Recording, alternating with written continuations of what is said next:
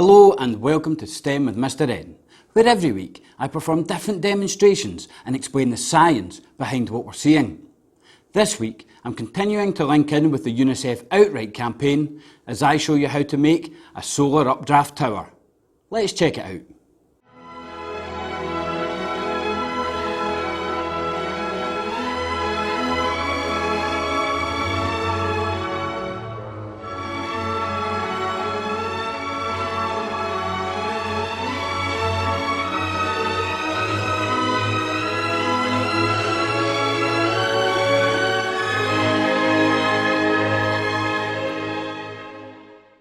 The UNICEF Outright campaign empowers children and young people to learn about children's rights around the world, and this year the Outright campaign is focusing on climate change. My school and some partner schools are currently involved in Switch Off Fortnight, an energy saving campaign, and this is our second week of this campaign. I said last week how it is important for the world to reduce its carbon emissions, and one of the ways of doing this is by moving on to renewable energy sources. And last week I showed how you can make a simple stem wind turbine with your class. Well, this week I'm going to look at another form of renewable energy, which is solar energy. Now, most people will be familiar with seeing solar panels on houses, but this week I'm going to look at a form of solar energy which has not been widely adopted yet, and that is a solar updraft tower.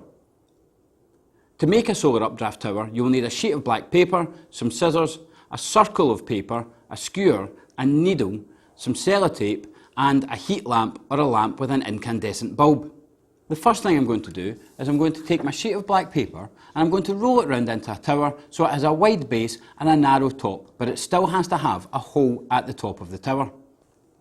And once I've rolled my paper round into a tower, I'm going to use some sellotape to stop it coming apart, and then I'm going to use my scissors to even out the base of my tower so it is able to stand. Now that I have a tower that is able to stand, I'm going to use my scissors and cut 3 small archways into the bottom of my tower. This is to allow heat and air to be able to get inside the tower. With my circle of paper, I'm going to cut out 4 small sections so that I end up with a fan made up of 4 fins.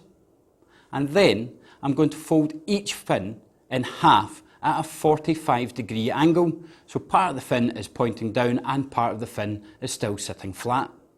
So now it is time to put all of the parts of my solar updraft tower together.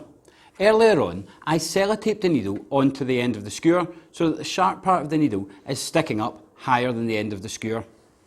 The first thing I'm going to do to put my tower together and then get it tested is I'm going to stick a lump of blue tack into the middle of the table. I'm then going to press the skewer down into the middle of the blue tack so that the skewer can stand straight up in the air.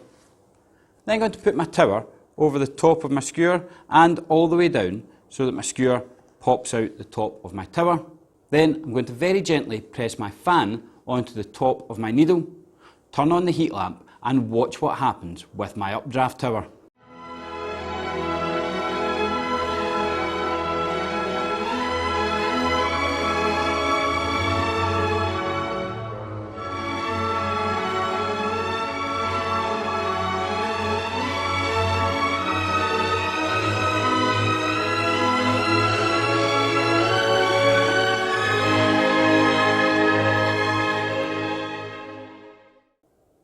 You'll notice that the fan at the top of my solar updraft tower is starting to spin.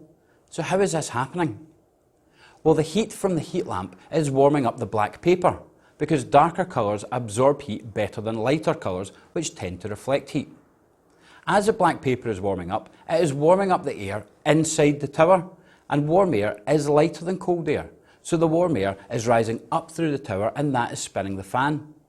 People have tested solar updraft towers in different countries around the world, and they use big sheets of glass at the base of the tower to help focus more heat into the base and rush more air up through it to spin the fan faster. Last week I looked at how wind turbines spin a fan to produce electricity, and the spinning of the fan on a solar updraft tower works just the same way with producing electricity, but it's using a different energy source, in this case solar power, which is energy from the sun. I've put a link in the description to last week's video about wind turbines so you can check that out and learn a bit more about renewable energy. Now you might be wondering why, when I'm focusing on the UNICEF Outright campaign and looking at climate change, am I focusing on renewable energy? Well, most of the energy that humans burn produces carbon dioxide, which is a poisonous gas which goes up into the atmosphere and contributes to global warming. As global warming raises the temperature of the planet, it is melting the ice caps, it's melting glaciers, and this is going to cause devastation all over the world. With glaciers melting and that water running into the sea, sea levels are going to rise all around the world. Extra carbon dioxide in the air also means that the oceans end up more acidic from this carbon dioxide, and it poisons our oceans. There have been 5 mass extinctions, and a couple of them have involved severe levels of CO2, which kills off plant life, animal life, and poisons the ocean, so kills off animals in the oceans as well. That is why it's really important that we all do our bit to help reduce climate change. Well, that's all for this week. I hope you've enjoyed it. As always, I would like to take this opportunity to answer any science questions you have about any science topics at all. So feel free to email me at stemwithmrn@outlook.com and I'll get back to you with answers to your questions. You can subscribe to the channel by pushing the button here, and I've added links here to the other STEM demonstrations I've done so far. This has been STEM with Mr. N, exploring solar updraft towers.